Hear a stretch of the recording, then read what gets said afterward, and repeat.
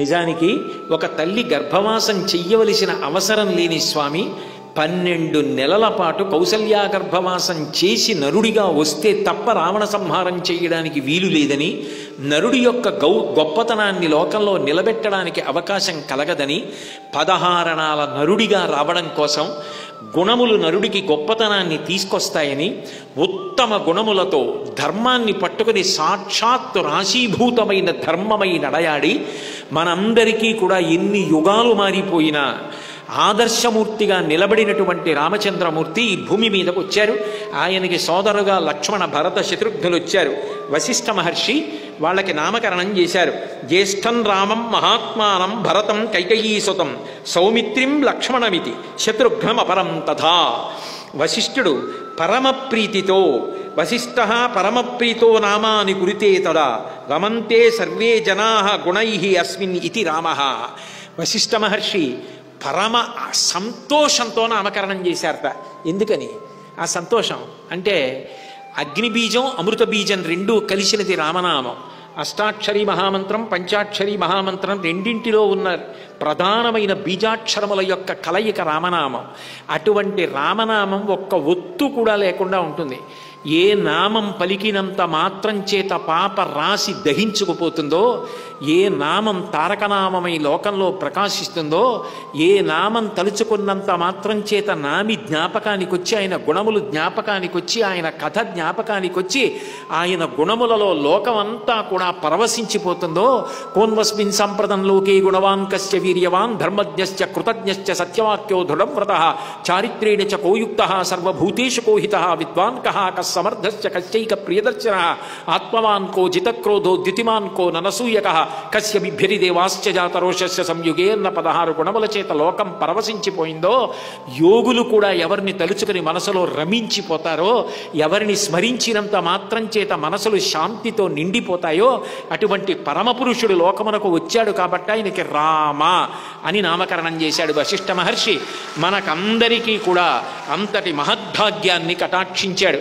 అందుకంటాడు గోపరాజు గారు, హరునకు విభీషణన కద్రిజకుం తిరుమంత్రరాజమై కరికి నహల్యకుం ద్రుపదకంజకునార్తి హరించు చుట్టమై బరగిన ఎట్టి నీ పతితపావన నామము నాగు జిహ్వపై నిరంతరము నటింపచేయుమి కదా చరది కరుణాపయోనిధి అంటాడు. రామా, దయకు సముద్రము లోతు ఎంతో అంత లోతైన దయగలిగిన వాడా, నీ నామము నా నాలుక మీద నర్తింపజేయవయా. అక్కరలేని మాటలు ఎన్నో మాట్లాడుతున్నాను కానీ రామా అన్న 2 మాటలు అనలేకపోతున్నాను, నీ నామము నా నాలుక మీద నర్తింపచేయమంటారు. అంత గొప్ప నామాన్ని జ్యేష్ఠుడైనటువంటి రాముడికి ఉంచాడు. అట్లాగే లక్ష్మీ అన్య అస్థీతి లక్ష్మణ, గొప్ప సంపద కలిగిన వాడు, గొప్ప శోభ కలిగిన వాడు కాబట్టి లక్ష్మణుడు అన్నారు. ఏమిటి లక్ష్మణస్వామి యొక్క సంపత్తి అంటే బాహ్యమైన ఐశ్వర్యం కాదు, ఎప్పుడూ రాముడి పక్కన ఉండాలి, ఎప్పుడూ రాముడి సేవ చెయ్యాలి. నేను భగవత్ సేవ చెయ్యాలి, నేను భాగవతుల సేవ చెయ్యాలి, నేను ఎప్పుడూ భగవద్భక్తుల మధ్యలో ఉండాలి, భగవత్ కథలు వింటుండాలి, ఏ సేవ చేసినా భగవత్ సేవగా చెయ్యగలగాలి అన్న తాపత్రయం ఎవరికి ఉంటుందో వాడికన్నా లక్ష్మి కలిగిన వాడు లోకంలో లేడు. అందుకే ఆయన లక్ష్మణుడు అయ్యాడు. మీరు చూడండి, ఆయన ఎక్కడికి వెళ్ళినా పక్కన రాముడు లేకపోతే ఉండలేడు. రాముడు ఎక్కడుంటాడో అక్కడ లక్ష్మణుడు ఉంటాడు, ఎక్కడ లక్ష్మణుడు ఉంటాడో అక్కడ రాముడు ఉంటాడు. రామలక్ష్మణుల్లా ఉన్నారండి వాళ్ళిద్దరు అంటారు. అసలు విడివడి ఉండరు. రాముడు లేని లక్ష్మణుడు ఒక్క క్షణం ఉండలేడు, లక్ష్మణుడు లేని ఒక్క క్షణం రాముడు ఉండలేడు. అంత ప్రాణంలా ఉన్నవాడు లక్ష్మణస్వామి. అంత భక్తితో రాముణ్ణి సేవించాడు. 14 సంవత్సరముల అరణ్యవాసం చేస్తుంటే కావిడ వేసుకుని మోశాడు. సీతమ్మకి సంబంధించిన ఆభరణాలు, బట్టలు మొదలైనవన్నీ పర్ణశాల కట్టాడు. మా అన్నకి నేను ఈ సేవ చేయడం కన్నా నాకేం కావాలని పరవశించిపోయినటువంటి మహానుభావుడు. భక్తి లక్ష్మిని ఐశ్వర్యంగా పొందినవాడు. అది ఆయన సంపదా శోభ. అటువంటి వాడవుతాడని ఊహించి వశిష్ఠ మహర్షి ఆయనకి లక్ష్మణుడు అని పేరు పెట్టారు.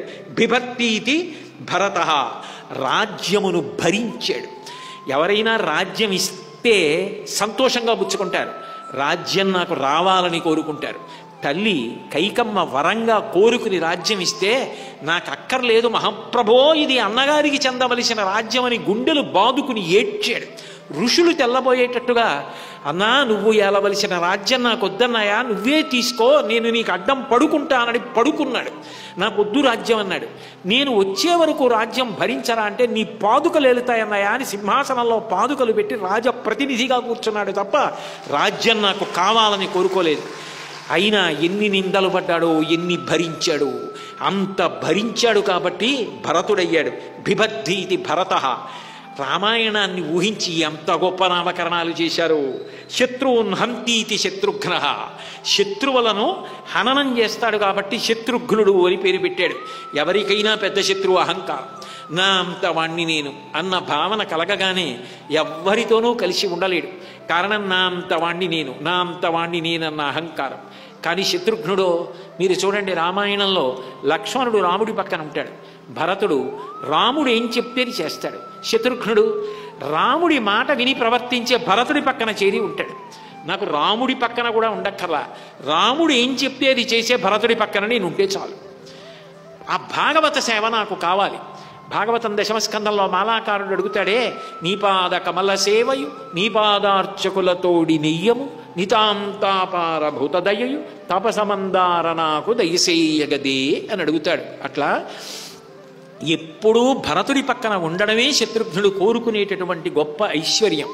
ఆయనకి అహంకారం లేదు కాబట్టి అటువంటి గొప్ప శత్రువుని హననం చేసినవాడు, హతం చేసినవాడు, గెలిచినవాడు కాబట్టి శత్రుఘ్నుడయ్యాడు. అట్లా దశరథుడికి కలిగిన 4 కుమారులకు రామలక్ష్మణ భరత శత్రుఘ్నులు అన్న పేర్లని వశిష్ఠ మహర్షి ఉంచి నామకరణం చేశారు. లోకమంతా ఎంతో సంతోషాన్ని పొందింది.